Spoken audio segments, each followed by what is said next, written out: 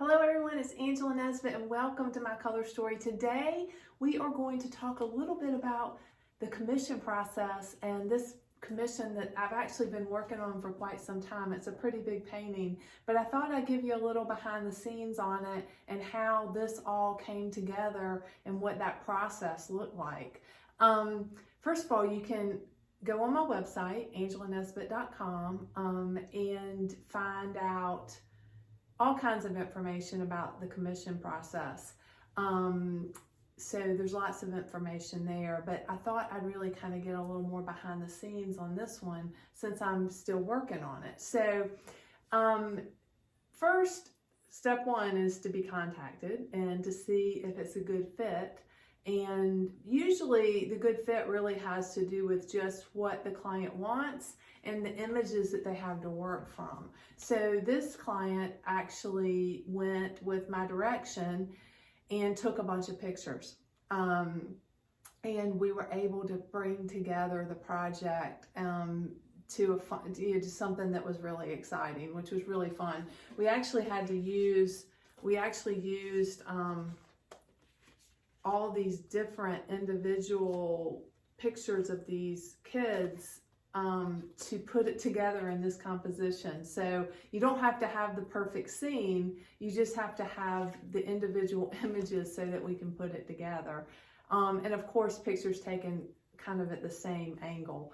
But there's also a free PDF on my website on how to get great candidates for paintings. So you can grab that too. So that could be helpful if you are considering a commission, or if you just want to get great candidates. It's some good tips that I've used through the years. So we get the great image and we sketch it and discuss all the parameters and what it's going to look like, and the client always approves that. And then we approve the palette. So I did color boards to make sure we were on the same page for the palette. And then I get started. So it's really a fun process. It's a lot of collaboration and it's a lot of fun. This one is 50%, 60% done. My process is very much a building process. So it really has to build, and I paint in oil, so it takes a while. So this is coming along. I'm feeling pretty good about it.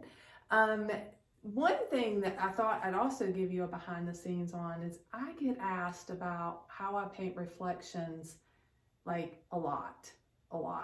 So I thought I'd just give you a few tidbits on that since we have this opportunity with this painting, because I am going to put a few in it, although not quite like an ocean front with no grass scene, but still I am going to put some reflections underneath all that will go on top of all the grasses and things that are going to eventually be on top. But the first tip in having reflections is to get a strong dark base underneath. So that's what all this is. This is just strong darks that give me some depth and something to work on top of. So once you have those in, then you can come in with another layer. And if I want to reflect like his legs, then I come in and do, not anything too, I want some open stroke. I want it to be broken up a little bit because it is a reflection. So I come in, put in those, I need a light.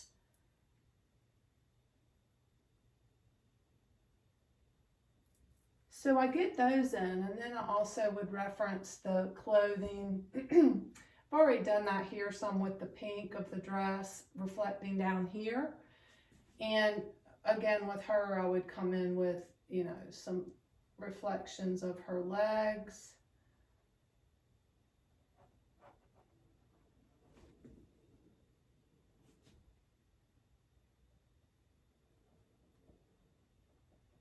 And then I would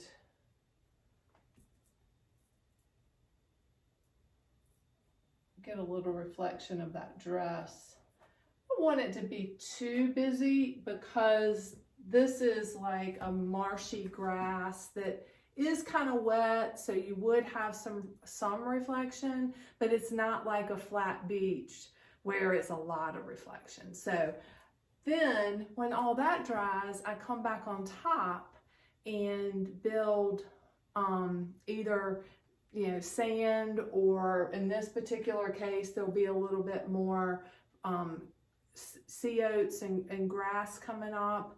But it's a building process, and you have to get the strength underneath, then you have to get what's reflecting into it, and then you have to come back on top and create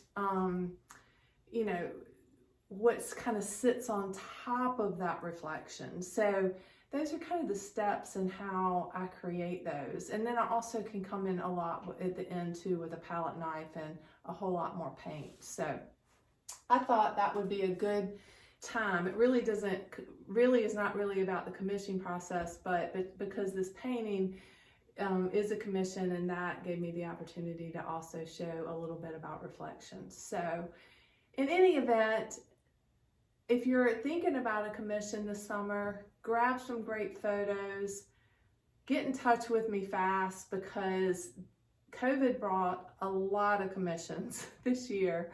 So I'm not, last year and into this year, and I've got a lot of projects going on, so I'm not taking as many commissions this year. So get in touch with me if you're interested. I'd love to talk to you, and until next week, cheers.